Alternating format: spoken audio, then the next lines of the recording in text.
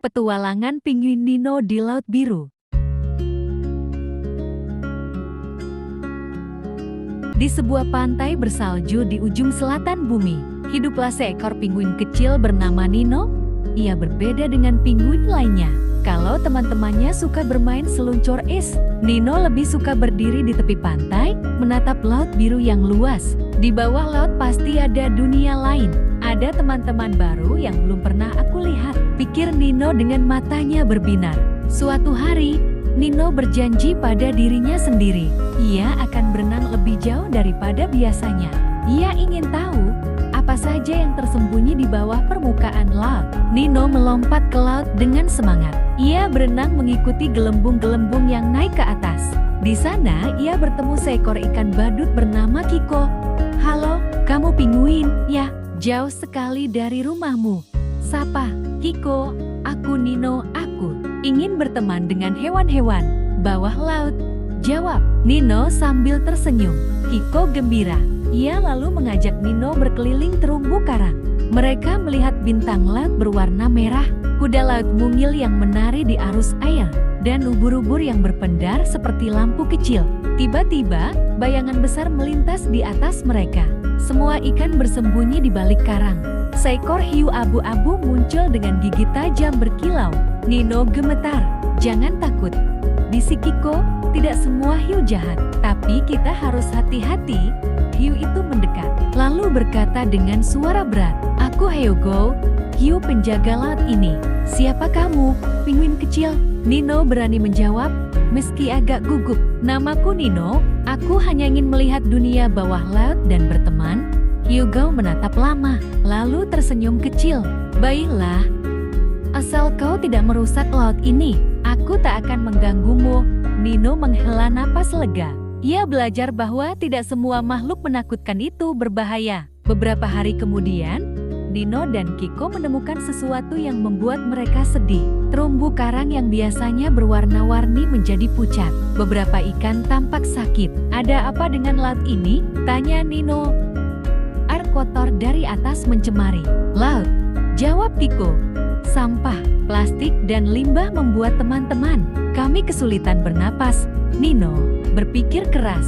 "Kalau begitu, kita harus melakukan sesuatu. Laut ini terlalu indah untuk dibiarkan rusak." Nino, Kiko, Hyogo, dan hewan-hewan laut lainnya berkumpul. Mereka membuat rencana. Kiko dan ikan-ikan kecil mengumpulkan sampah ringan. Hyogo membantu mendorong sampah besar menjauh dari terumbu. Nino berenang ke pantai untuk memberitahu pinguin lain agar tidak membuang sisa makanan ke laut. Bekerja sama, mereka membersihkan laut sedikit demi sedikit. Walau lelah, semua hewan merasa bahagia. Laut pun perlahan kembali bersih dan berwarna. Setelah beberapa minggu, Nino kembali ke pantai. Teman-teman pinguinnya menyambut dengan penasaran.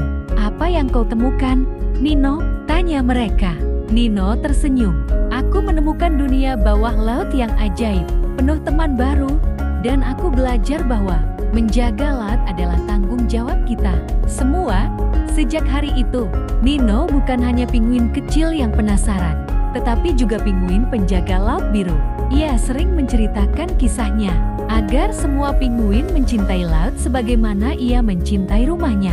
Suatu hari, Nino kembali menyelam bersama Kiko. Mereka melihat cahaya aneh dari dalam gua karang yang gelap. "Wah, apa itu? Seperti bintang di dalam laut?" kata Nino penasaran. Kiko agak takut. "Itu gua tua, Nino," katanya. "Banyak misteri di dalam sana." Namun rasa ingin tahu Nino lebih besar daripada rasa takutnya. Bersama-sama mereka masuk, dan ternyata di dalam gua ada ribuan plankton bercahaya. Dinding gua seperti berkilau dengan warna hijau kebiruan. "Indah sekali," seru Nino. Di dekat gua, mereka bertemu seekor penyu laut besar bernama Tara. Kulitnya penuh goresan tanda usia. "Selamat datang, anak-anak," suara Tara lembut. Nino kagum. "Kamu tinggal di sini, ya?" Tara mengangguk pelan. "Aku sudah lama menjaga gua ini. Cahaya plankton hanya muncul bila laut tetap bersih. Kalau laut kotor, plankton akan pergi." Nino mendengar dengan serius. Ia sadar, menjaga laut bukan hanya soal sampah, tapi juga soal menjaga keseimbangan seluruh makhluk. Tiba-tiba, air laut di luar gua mulai keruh. Ombak besar masuk membawa lumpur dan sampah. "Ini bukan ombak biasa," kata Tara cemas. "Ada kapal manusia yang menumpahkan minyak ke laut." Nino merasa panik. Kalau minyak menyebar, semua ikan bisa mati. Kiko menggigil ketakutan. Tapi Nino menepuk siripnya. "Jangan takut. Kita harus cari cara menyelamatkan laut ini." Nino, Kiko, Tara, dan Hyugo Shihyu berkumpul. Mereka berdiskusi. Tara akan memanggil penyu-penyu lain untuk membantu menutup area minyak dengan rumput laut tebal. Hyugo akan mengusir ikan-ikan kecil menjauh agar tidak terperangkap. Kiko akan menyebarkan pesan cepat lewat kawanan ikan agar semua makhluk berhati-hati. Nino akan berenang ke permukaan, mencoba menarik perhatian burung camar agar terbang ke arah kapal dan membuat manusia sadar. Semua bekerja dengan cepat. Nino berenang sekuat tenaga, lalu melompat ke atas permukaan air. Ia memanggil camar-camar dengan suaranya yang lantang. Burung-burung itu lalu terbang bergerombol di sekitar kapal, membuat awak kapal turun tangan. Beberapa hari kemudian, laut kembali jernih. Kapal manusia sudah pergi, dan minyak yang berbahaya mulai hilang berkat kerjasama para hewan. Nino menghela napas lega. "Kita berhasil. Laut kembali aman." Tara tersenyum. "Kamu pinguin kecil yang sangat berani, Nino. Ingatlah, keberanian tidak hanya ada pada yang besar, tapi juga pada hati yang peduli." Kiko menambahkan, "Tanpamu, Nino, kami mungkin tak bisa melawan ombak hitam itu." Malam itu, Nino tidur di pantai sambil menatap bintang. Ia mendengar suara ombak yang seolah berbisik, "Nino, perjalananmu belum selesai. Samudra masih menyimpan rahasia lain." Nino tersenyum kecil. Ia tahu, petualangannya di Laut Biru baru saja dimulai. Suatu pagi, Nino berenang sendirian lebih jauh dari biasanya. Tiba-tiba arus laut kuat menyeret tubuhnya. "Wah, aku terbawa arus!" teriak Nino panik. Ia berusaha berenang melawan, tapi arus terlalu kuat. Setelah lama berputar, akhirnya Nino sampai di laut yang berbeda lebih hangat, penuh cahaya matahari dengan ikan-ikan warna-warni. "Ini bukan laut di dekat rumahku. Aku pasti berada di laut tropis," gumamnya. Saat Nino kebingungan, tiba-tiba sekelompok lumba-lumba melompat dari permukaan air. Mereka tertawa dan bersiul riang. "Halo pinguin, kamu jauh sekali dari kutub," sapa seekor lumba-lumba muda bernama Dira. "Aku Nino. Aku terseret arus, dan sepertinya aku tersesat," jawab Nino jujur. Dira tersenyum. "Jangan khawatir, laut tropis penuh teman. Ayo ikut kami bermain." Nino pun bergabung, melompat-lompat di antara gelombang bersama lumba-lumba. Untuk pertama kalinya, ia merasakan hangatnya air laut tropis dan keceriaan yang berbeda. Dalam perjalanan, Dira memperkenalkan Nino pada seekor gurita besar bernama Otto. Otto tinggal di antara karang, dengan lengan-lengan panjangnya yang selalu sibuk mengatur kerang, batu, dan botol kaca yang hanyut. "Selamat datang, Nino. Aku Otto, si penata laut," katanya dengan suara bijak. Nino terheran. "Apa maksudnya penata laut?" Otto tersenyum. "Aku mengatur rumah laut agar semua makhluk bisa hidup rukun. Tapi akhir-akhir ini, sampah manusia membuat pekerjaanku semakin berat." Nino langsung teringat pada masalah yang pernah ia hadapi bersama Kiko dan Tara. "Aku mengerti. Aku pernah membantu membersihkan laut juga. Kalau begitu, aku akan ikut membantumu." Suatu malam, Dira membisikkan sesuatu pada Nino. "Di laut ini ada legenda tentang naga laut ajaib. Katanya, naga itu hanya muncul di hadapan hewan yang benar-benar tulus menjaga laut." Mata Nino berbinar. "Naga laut? Wah, aku ingin sekali melihatnya." Otto tersenyum penuh rahasia. "Kalau kau terus berbuat baik dan melindungi laut, mungkin suatu hari kau akan menemukannya." Keesokan harinya, Nino dan teman-temannya melihat banyak ikan terjebak dalam jaring nelayan yang hanyut. "Aduh, mereka tidak bisa keluar," teriak Dira cemas. Tanpa pikir panjang, Nino menyelam cepat dan menggigit jaring dengan paruhnya. Otto menggunakan lengan guritanya untuk menarik simpul-simpul jaring. Sementara Dira dan lumba-lumba lain mendorong ikan-ikan keluar. Setelah perjuangan panjang, jaring pun robah dan ikan-ikan bisa bebas berenang lagi.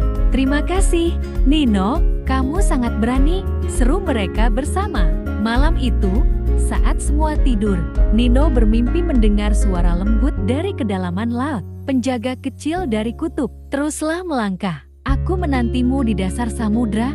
Nino terbangun dengan jantung berdebar. Ia merasa suara itu berasal dari sang naga laut ajaib. Ia tahu, petualangan berikutnya akan membawanya semakin dalam, semakin jauh, dan semakin ajaib. Nino menceritakan mimpinya kepada Dira dan Otto. Aku mendengar suara, katanya naga laut memanggilku, ucap Nino serius. Dira bersiul senang. Wah, itu pertanda kau terpilih, Nino. Otto mengangguk pelan. Naga laut tinggal di dasar samudra, jauh lebih dalam dari yang biasa kita datangi. Kau harus siap menghadapi kegelapan dan tekanan air yang kuat. Nino menelan ludah, tapi tekadnya sudah bulat. Aku akan mencobanya. Aku ingin bertemu naga laut. Dalam perjalanan, Nino dan Dira melewati terowongan karang sempit. Cahaya matahari tak sampai ke sana. Hanya ada cahaya kecil dari ikan-ikan bercahaya. Berhati-hatilah, Nino, kata Dira. Di sini sering ada arus tiba-tiba. Benar saja, arus kuat menyerat mereka ke arah dinding karang. Tapi Otto muncul dengan lengannya, membantu menahan arus. Jangan menyerah, terus berenang ke dalam, seru Otto. Mereka tiba di hutan rumput laut raksasa yang melambai-lambai. Rumput laut itu tinggi sekali, sampai menutupi cahaya. Tiba-tiba terdengar suara krak-krak. Dari balik rumput, seekor kuda laut raksasa muncul. Siapa yang berani masuk wilayahku? Tanyanya. Nino maju dengan sopan. Namaku Nino, aku mencari naga laut. Kuda laut itu menatap lama, lalu tersenyum. Kalau begitu, kalian boleh lewat. Tapi ingat, hanya hati yang tulus yang bisa bertemu naga laut. Akhirnya mereka sampai di tepi jurang laut yang sangat dalam. Dari sana, hanya ada kegelapan pekat. Nino, aku tidak bisa ikut lebih jauh, kata Dira cemas. Otto juga menggeleng. Tubuhmu kecil, mungkin itu keuntunganmu. Hanya kau yang bisa turun tanpa tertahan arus besar. Nino menatap ke bawah. Rasa takut bercampur semangat. Baiklah, aku akan turun sendiri. Dengan hati-hati, Nino menyelam ke jurang dalam. Cahaya di sekitarnya makin redup, lalu hilang sama sekali. Ia hanya melihat gelembung-gelembung dari napasnya sendiri. Ketika Nino hampir putus asa, tiba-tiba muncul cahaya biru kehijauan. Dari kegelapan, sesosok besar bergerak mendekat. Tubuh panjang berkilauan, sisik seperti permata, dan mata lembut yang bersinar. Itu adalah naga laut ajaib. Selamat datang, pinguin kecil. Suara naga bergema di seluruh air. Nino terpesona. Kau benar-benar nyata. Naga itu mengangguk. Aku telah mengamatimu. Kau kecil, tapi keberanianmu besar. Kau menolong Led. Kau menjaga teman-temanmu. Karena itu aku memilihmu sebagai sahabat. Naga laut mendekat, lalu mengeluarkan sebuah mutiara bercahaya dari sisiknya. Mutiara ini bukan sekadar benda indah. Ia akan bersinar bila laut dalam bahaya. Kau, Nino, adalah penjaga kecil laut biru. Bila suatu hari laut memanggilmu, ikuti cahaya ini. Nino menerima mutiara dengan hati bergetar. Aku janji, aku akan selalu menjaga laut. Nino kembali ke permukaan dengan perasaan penuh harapan. Dira dan Otto menunggu dengan cemas. Kau berhasil? Tanya Dira. Nino mengangguk, menunjukkan mutiara bercahaya. Aku bertemu naga laut, dan aku kini penjaga laut biru. Semua bersorak gembira. Malam itu, Nino menatap langit penuh bintang. Ia tahu, perjalanan ini hanyalah awal dari petualangan yang lebih besar bersama teman-temannya dan laut yang ia cintai. Setelah berhari-hari berpetualang di laut tropis, Nino akhirnya kembali ke rumahnya di pantai bersalju. Teman-teman penguin menyambut gembira. Nino, kau lama sekali pergi. Apa yang kau temukan? Tanya mereka penasaran. Nino tersenyum, lalu menunjukkan mutiara bercahaya yang diberikan naga laut. Ini adalah tanda persahabatan dengan laut. Aku berjanji untuk menjaganya. Namun, ketika Nino berenang di sekitar laut es, ia merasa ada yang berbeda. terasa lebih hangat dari biasanya, dan bongkahan es banyak yang pecah.